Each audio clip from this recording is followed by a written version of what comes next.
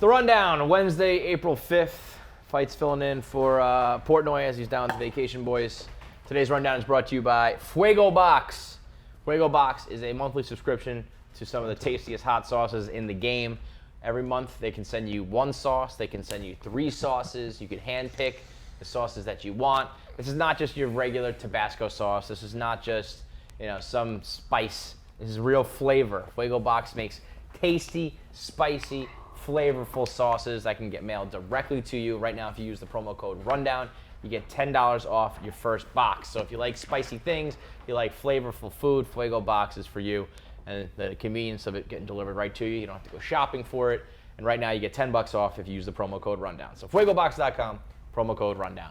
We begin with the big outrage of the day.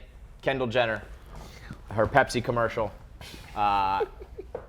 It's a big-time cultural appropriation situation.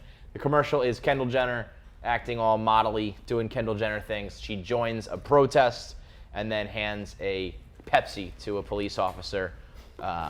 It's invoked a lot of the imagery of the Black Lives Matter during the police brutality. People were very upset about it. Pepsi has since pulled the ad, saying that they wanted to be inclusive and they obviously missed the mark. Dan, I'll begin with you. What do you got on this controversy? A few things. One is this just proves my point for the longest time that all these people getting upset about everything dilutes when they really should be upset, because this controversy hit Twitter and I was like, oh God, what is everyone triggered by now? But that commercial was actually very tone deaf. I think it was extremely tone deaf. I think it was overly dramatic and bad. It was bad. But I don't know if it necessarily when I saw that. I mean, I guess I saw it after the fact, but I don't think I would watch that and be like, oh, that's exactly like when they protested the police brutality. I don't think you do that, but it definitely is. You're like, what's going on here? Kendall, obviously, police and the trust of the police is a hot topic, right. In the last year or two. And Kendall Jenner solving it all by holding a Pepsi can in a weird. That's, by the way, ultimate celebrity move. Just not even be able to hold a can of soda. Can the right way. She was like, here you go. I did though, the Pepsi. I think they knew beforehand that this was kind of going to be on the edge, because if you notice, the photographer was clearly a Muslim woman. Yeah. And they're like, okay, we'll just throw this in Let's here. mix it all in. We're good. Let's throw some gasoline on. Yeah. I mean, Feits, we talked about it a little bit on radio. I don't really understand the whole cultural appropriation thing, but I think everyone's in agreement this commercial sucked one way or the other. It was a bad commercial. That's what we were saying, is it was a bad commercial from the jump. Right. But because I'm a white dude, I didn't really think anything else of it. I was just like, that commercial sucked. Yeah, and then I was kind of just went tone about my deaf. day. It was just one of those things that obviously adding the cop I'm not was offended weird. personally, but I could absolutely see how someone would be like, yo, that's kind of you're basically saying Kendall Jenner and a can of Pepsi can solve the world's problems. Yeah. Adding the cop was really unnecessary. And it's a fucking Kardashian. What the hell? And you look around at other soda commercials, it's there's the polar bears at Christmas, and there's you crack a can during the summer while you're at the beach. Right. Why are we even doing this whole police fucking protest Can you thing? imagine just Pepsi pitching this idea, or the advertisement company pitching this idea to Pepsi, being like, we're gonna take it. We're gonna get every social issue in the world right now, and we're gonna solve it all in 2 minutes, and everyone's gonna love Pepsi, and everyone's like, that's gonna happen. Yeah. I That's know gonna make that's people gonna want to drink happen. our soda. Yeah. On the flip side, the people who are we're going to now boycott Pepsi. I mean, I'm not a Pepsi guy. I've always been a Coke guy. But if someone's when you go to a restaurant, they're like, is Pepsi fine? You're like, yeah. Yeah. Well, that's the thing. That's the extent. That's why this advertisement company kind of maybe deserves a raise, because that's the extent of Pepsi conversations ever. Right. That's the only time anyone's ever thought of or talked about Pepsi is, we don't have Coke, is Pepsi fine? Pepsi okay? The only time whatever, people are it's the talking same about fucking Pepsi more than thing. Coke is right now. Now, all over the internet, there are memes that people are eventually going to think are real, of Dr. King holding up a Pepsi, being like, I believe in the content of its character. This fucking Pepsi can I have. Now that would be a good ad. That's the next step for Pepsi. We've been talking about game shows recently, a lot of embarrassing game show moments. Last night we had a Hall of Fame one on Wheel of Fortune. The chick buzzes in on one of the toss-ups. It was Honeysuckle Bush, I think. I don't even know what that she is. answered. I used to eat. That's my point. I know what a honeysuckle bush is. I used to eat the 'em. answer is, she says, suckle. popsicle bike. Popsicle bike. Popsicle bike. Popsicle bike. Larry and Melinda. Popsicle bike. way off. But a honeysuckle bush is not something that like is right on the top. I guess in Heidelberg used to eat them. Maybe you would get this puzzle right. You suck them. You suck the honey out of them, or they taste like honey. I forget what it is. Yeah, I haven't done it since puberty. It's not like, something that I think is right on the tip of your tongue. So I'm kind of on this girl's side. But most of the shit in fucking Wheel of Fortune is not on the tip of your tongue. Yeah, some of it's really weird. But there's a difference between tip of your tongue and something that just doesn't exist. Yeah. Popsicle bike is not on the tip of your tongue either. But when it doesn't exist. No, it doesn't exist. There is no such thing as a popsicle bike. And if there is, it's not alive. Because that was the clue. The clue was living thing. Yeah, that's true. So living thing, popsicle bike. How about just thing that exists? That now popsicle bike inanimate, is now out living, of it. whatever. Popsicle bikes are not real. But it was the toss up and there's the buzz, like you have the time constraint. I can just see where you have like a brain fart and you just popsicle bike. The popsicle bike sounds like the thing Mac had in Always Sunny this year. Oh yeah, fucks him in the ass. The ass blaster is a popsicle bike. I want someone to start tracking it because I still think Wheel of Fortune doing it on purpose. Knows that they are like the second to Jeopardy and like Price is Right. So they make sure that they get one of these clips in every month. And I feel like Trebek has responded. I feel like we've gone like every other week. Wheel of Fortune, Jeopardy. Someone track that for me. Well, you know what the ultimate one is Family Feud. Family Feud just wants someone to say like, come fart. Well, that's Kevin's guy. That's Steve Harvey. That's fucking faker than wrestling. No, that guy, he's all genuine entertainment. That's all Steve Harvey is. Also Steve a Harvey big homophobe. Also hates the shit out of gays. Big time homophobe. You remember when you called your shot that he would have like he'd be a star? He's got Was a I primetime wrong? show now. He's not Are a you star, saying that to Kevin. me like Kevin, I'm wrong? He is not a star. He has like primetime 50 show. books. He has a primetime show. He's hosting award Miss Universe. He's front page news. No, someone needs to pull that up because you pull it up. I was fucking right. Pull it you're up. like, Check this the is going to tapes. be the year of Steve Harvey. Yeah, I know. I actually That was called like it. Steve Harvey's 2015. never had a year. No, I said it was 2016, and it was his year. Because he fucked up the... Yeah. That and he's doesn't all count. over television. That doesn't count. He's super rich and successful. I would like to Steve call... Harvey, superstar. All right, I'm going to call my shot. 2018 Steve Wilkos making a comeback. Yeah, you're going to be wrong. I was right. The Jerry Springer guy? The bald guy? Yeah, he will never be as successful as Steve Harvey. Yeah. He's not Steve Harvey's level. Okay, well, I just called my shot. Right, you're going to be wrong. I was right. David Spade is in the news for saying something that I think everybody already knew, but he's fucked everybody, David Spade. And he said the best part of being famous and being in Hollywood is being a chick magnet. It's like, yeah, no fucking kidding, man. That's why everybody does anything. Was this like a TMZ thing? Like TMZ cameras in his face outside a bar? I don't know. It's a good question. Glennie wrote it. I don't know. It's the quote was just like, yeah, I mean, being a chick magnet's awesome. The reason anybody does anything in the whole world is to get pussy. And that's why David Spade's one of the most successful, he's the underdog of all underdogs, overachieving, fucking some of the hottest chicks ever. How is that possible? Well, I have a theory, and it's just basically that if you wait it out long enough, you'll become like in vogue again. Because David Spade was a joke for a long time, right? Like he had but even Tommy then, I think Boy. he was still smashing chicks. Yeah, but then he had some flops, and everyone's like, "This guy's not a really good actor." But if you just stick around long enough, it's like your mistakes kind of get washed away. It's like, oh yeah, Tommy Still Boy. there. Like, oh yeah, I don't Tommy think Chris he ever Farley stopped story. slaying chicks though. Really? I think he got in there, fucked some really hot A-level chicks, and that's all you need for other chicks to be like chasing along too. Yeah, Costanza. I mean, he fucked pre-Hep C Pam Anderson. It's a big deal. That's ridiculous. That's I think outrageous. he fucked like Heather Locklear, like all those chicks back in the day who were You like know who he's always rocking. tweeting videos with now? He must have a huge is dick. Charlotte Yeah. McKinney.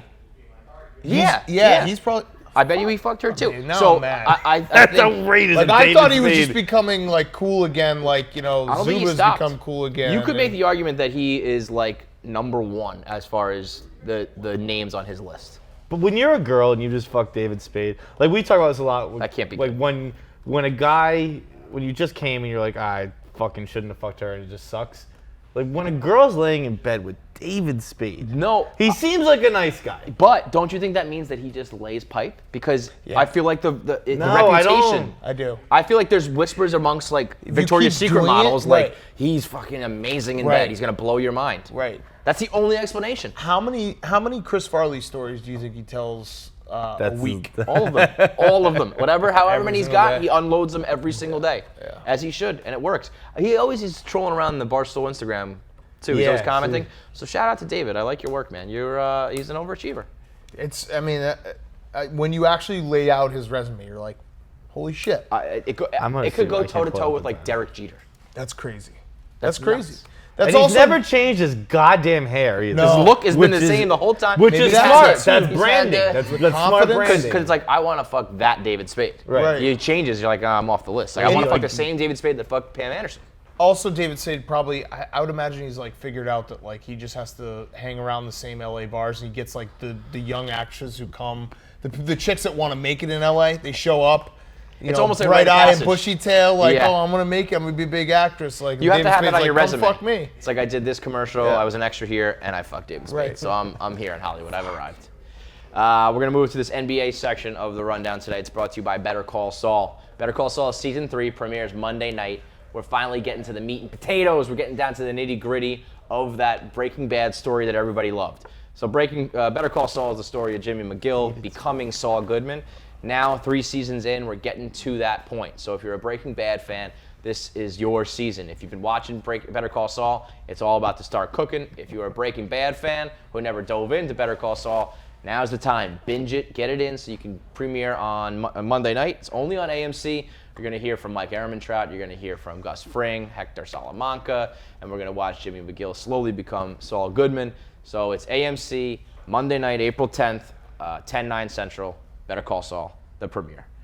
The NBA stories of the day. We got Lance Stephenson breaking an unwritten rule, up like 15, time expiring. He, runs down court, lays the ball in, and the Raptors are ready to throw hands. Fights, where do you stand on unwritten rules and Lance Stephenson in this situation? I hold these very dear to my heart because the New England Patriots have been accused of running up a score a time or two in my life. It doesn't exist in professional sports.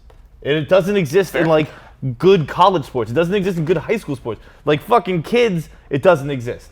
Once you're a pro, you can fucking do whatever the hell you want. It happened the other night, too, with, was it Bradley Beal pushed JaVale McGee was throwing up a 3 with time expiring if they're getting run off the court by the Warriors. If you don't want it to happen, don't let it happen. You're a professional fucking athlete. It's insane. Okay. I'm kind of with you. But basketball's a little different in that it's clear everyone gave up. The shot clock, like once you get past once you're under 24 seconds, you can just stand there with the ball and do nothing. And then on top of it, you really don't see this very often. Like, no, teams you don't do this. They just run out the clock. And then on top of it, it's Lance Stephenson. So if it's not Lance Stephenson, I don't think any of this happens. But everyone's like, that guy's a dickhead. And then he does a borderline dickhead thing, and then you get the fake fight. That is padding stats. That is Lance Stephenson being a cock. Right. Anybody It's like else, Ricky you're probably Davis. like, same When sort he of tried guy. to get a The triple JaVale double on McGee his one, though, own. that's what these both just happened. The JaVale McGee one, JaVale McGee throwing up a 3. That's kind of fucking funny. Yeah, it's funny, but I don't think I'd have a problem with that. I don't have a problem really with any of it. But I can see someone being like, fuck Lance Stephenson, because he's Lance Stephenson. yeah. I can also understand your point of view that it's like everybody's getting paid, everyone can do whatever they want, fuck it, fine. Wouldn't you, I feel like I would just, maybe I don't have the pride that most people have, but I would never. If I was getting my ass kicked and Lance Stephenson laid in the ball, I'd just laugh like, you fucking loser. Yes, man. you're a dick, but I wouldn't care any more than that. This is why the Dante Jones fight when we were in the basketball TBT. tournament. This was it. It was basically the exact same situation. Unwritten rules Up of like the 8 TBT. with like 10 seconds left. Now, Dante Jones threw down like a windmill dunk, but still, that was why the whole fight started. I'd almost have a better time with, like, that dude is just like peacocking, Right. Lance Stephenson is like in between padding and stats. Right. I think is almost worse. Right, he's just getting just a layup. Yeah, It's like what it's are you like doing? at least Dante Jones put on a show. Right. And the other clip from last night was Steph Curry with this behind the back double dribble highlight reel. I really don't ever like to be that guy pointing out that there was a travel or the ref missed a call. I don't think this pass was enough of a highlight to warrant like all the hoopla and then for everyone to look past the double dribble. I don't even really know what he did. I think he shuffled it between his hands before the behind the back pass. Do you think this is a good highlight, or do you think that is it okay for me to be like, come on, that was a double dribble, you should have called it? I think people are just enjoying Steph Curry without Kevin Durant right now. They're like, because you remember when like Steph Curry started to just go off, it was a couple of years ago, and everyone was like, holy shit, these highlights are insane. Then Kevin Durant gets there, and it's like, fuck the Warriors, fuck the Warriors. Now it's just him doing the old Steph Curry stuff. So people are like, I'm going to enjoy this before I get fuck the Warriors Before you back ruin on. the team again. Right, when he which comes is back. maybe that's probably a deeply personal thing. Like I was very because you hated Steph. No. I'm saying like I'm actually just projecting my own thoughts here. Like now that I'm saying it out loud, I literally just came up with my very exactly. But I think it stands. I think it stands. I said I hate doing this too. Like I said it on the radio. Yeah. On the radio, I said we should start implementing rules where almost every rule is subject to situation. Where like if someone hits a monster, this is a monster fucking home run that's way foul, and you're just like, fuck it, that's a home run. I love it, dude. Like it's like the splash appeal. Like if it's wow enough, it counts. Should count. Yeah, like no matter what. If it if it's a way foul, I'm not talking about it's close. Way foul, but you're still like, that left the whole fucking park. I'll give you another one. Get around. When a guy like gets all the way up on the wall to catch a home run, steal a home run, and then comes down and doesn't have it. That counts. You get like all the way over the wall and do the Ken Griffey and fucking climb it. You should fucking catch it. I was thinking football, like if there's a hold away from the play, but it was like a bomb ass catch. It negates the penalty. Yes. They call it the play stands. All right, I'm into that. I like that. It's basically like we want the whole world to become rock and jock. That's and I'm okay with that. The world will be a better Steph place. Steph takes fucking 5 steps, but does some crazy behind the back pass. But let him play. Yeah, have it. Everyone's cheering. We wrap up today with one of my favorite clips ever. There's a lot. I'm gonna have to this year, as Francesa retires, I'm gonna have to put together like a best of, like a Hall of Fame. These are the top 10, top 50, top 100 clips from Francesa's show. This one's up there. This guy calls in, and this is a thing. You guys probably don't know it as much as I do. Francesa has a specific type of caller. It's usually older people, and they specifically call him Michael. And I think it's like they are the same age as him and think that they're like buddies while also showing some sort of respect, Michael. So it's always like, Michael, I'm the same age as you, Michael. I've been watching the Yankees since 1952. So this guy calls in. He says Michael 16 times. I sat there. I had Fran count. 16 times. And he's ranting about the WBC and how you're not a real American if you don't like the WBC. Francesa tells it straight to his face, if you call me Michael one more time, I'm hanging up on you. The guy immediately says Michael, and he fucking drops it on him. It was like straight out of Pulp Fiction. Say what again? Yeah. Wait a second. What team were you excited about? Michael, what team were you excited about? What it was, Mike. What team were you excited about? What team? What? Who else is going to root? All right, who were you playing against in the final? Michael. What team were you playing against in the final? Michael. Don't say Michael again. I'm hanging up on you. Don't say it again. What team did you play in the final? Michael. It was Francesa in a nutshell. The stupid call, the screaming and yelling, and then the Michael 55 times. It's sports radio to a T. See, I didn't realize that these guys call him hit all the as time. a sign of respect. I don't know what it is. Maybe I think there's nothing better than calling someone something you know they don't want to be called as a fuck you. Yeah. They do it all the time, though. It's too often to be like I'm sticking it to Mike. Michael. I think we get it sometimes. 16 times feels like in 2 minutes maybe. Saying, like and if he keeps saying, and as he did, like stop calling me that, and you're like, listen, Michael. That's like, come on, buddy. He was so stupid, though. I don't even think I can give him the credit of trolling. To call, unless the whole thing was an elaborate troll, which it could be. If you don't like the WBC, you're not a real patriotic American. Like that whole thing could just be. That's a weird call. But I recently, I was telling you, Kevin, I got into the Francesa like rabbit hole one night. I was welcome to the club. I never really understood your fascination with him because obviously I've never lived in New York, and I was just like, okay. And then a couple weeks ago, I saw a clip, and I was like, what the fuck? Like, this is pretty fucking... It was the one when he did... Maryland. It was Maryland, and then he did, like... I was listening to one where he did, Dead Air, where it was just, like, 45 seconds of him just humming to himself. He goes, like, looking... pulling up a bracket. As he looks at his phone. Who they play? Let's see what happened. What happened in those Maryland, Florida State games this year?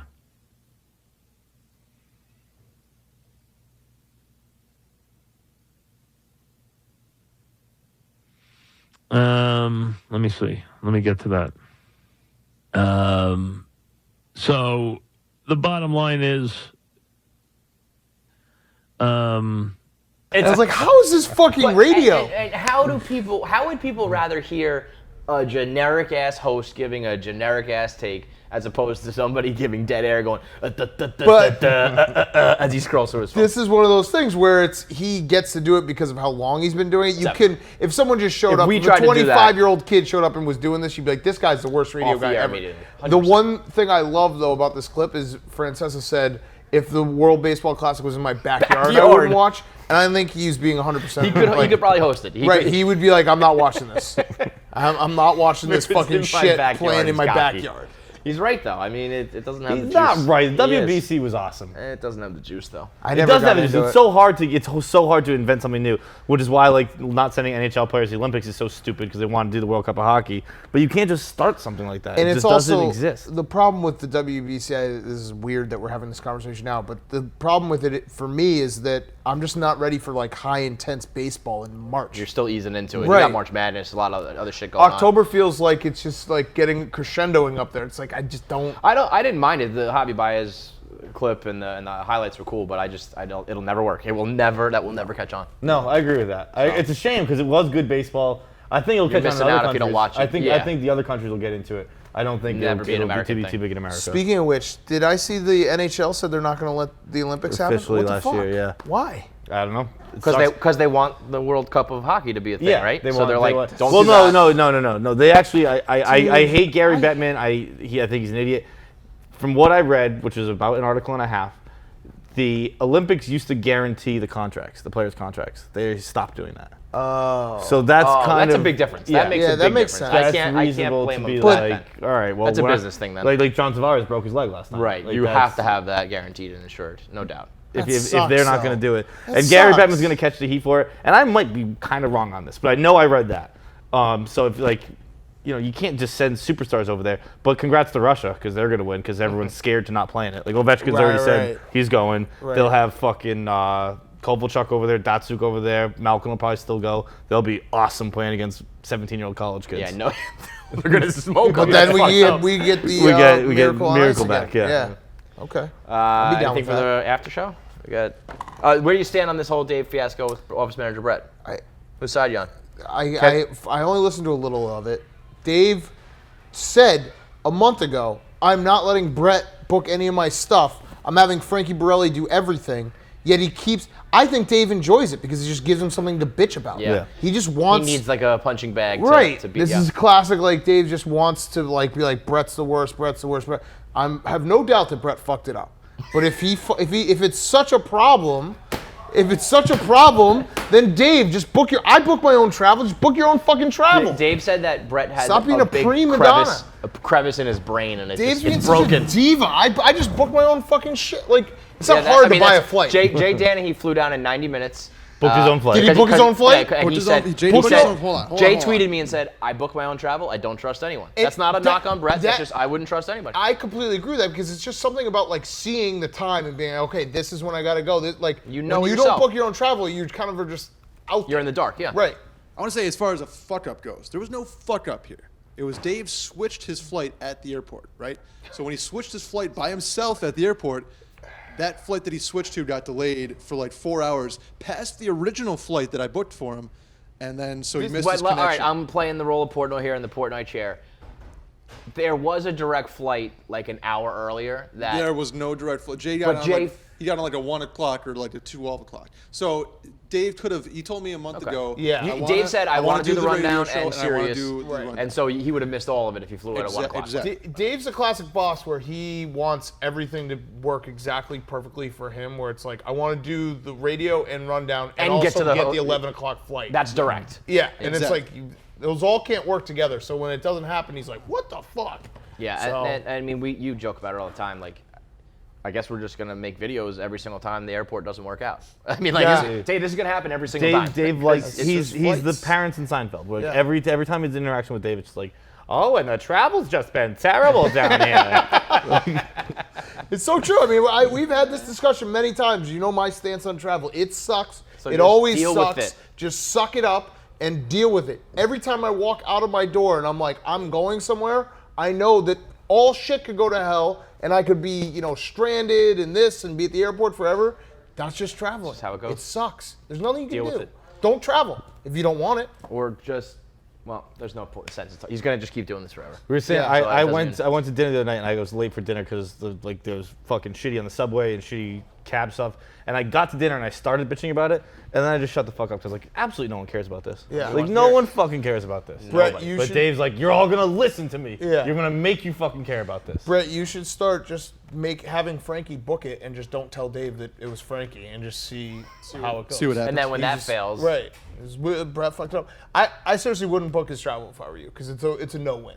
You have no chance. There was no coming out on top of that one when if I had booked a direct flight, he would have been like, I missed all right, the well, show. I missed the show. Yeah, I missed the radio show and the I rundown. mean, so dealing with Dave is an eternal lose-lose. Yes, just it Crosby is. bear. Just- And you I bear would- it. The same You have to thing. bear it It's more than been anybody that way else. since we started with, and here now too is if you're sick. You come in the office, you're sick. You're getting me It's sick. like you're getting me sick. You stay home, you're sick. You're faking it. You can't. You can never win with Dave. And that's also, something it's a to accept. lose because Dave controls the narrative and you're already the totally, fuck up. there's no chance. Yeah, you actually can't ever. You have to quit. Well, let me. Like now that I'm thinking about it, there's no. You're never gonna. You're succeed never here, gonna get Brett. out of the shadow of Brett the fuck up because the narrative has been written. Well, let me wrap. I real feel quick. bad 'cause I know you're not a using fuck one up. more story from today. There was that video of the chick hanging from outside the window. Yeah. And the boss filmed her rather than help her, and she fell 7 stories. If Brett was hanging out a window, do you think Dave would save him, or do you think no Dave would shot. use the He camera? would take his camera. Yeah, 100%. He would really do Absolutely. it. That That video was Ethiopian fucked chick. up. He'd be like, Yeah, yeah. that is- She only broke her arm though, so it's okay to say. Man, that was. Like, fun. what are you 7 doing, Brett? Just pull yourself up. What's the matter? You can't use your fucking brain, Brett? Well, Why this just man, pull your yourself brain's up? broken. It's like, dude, this 7 stories. Yeah, Like, and then Brett's in the hospital and he's like, "Why don't I have a flight home?" That's the rundown.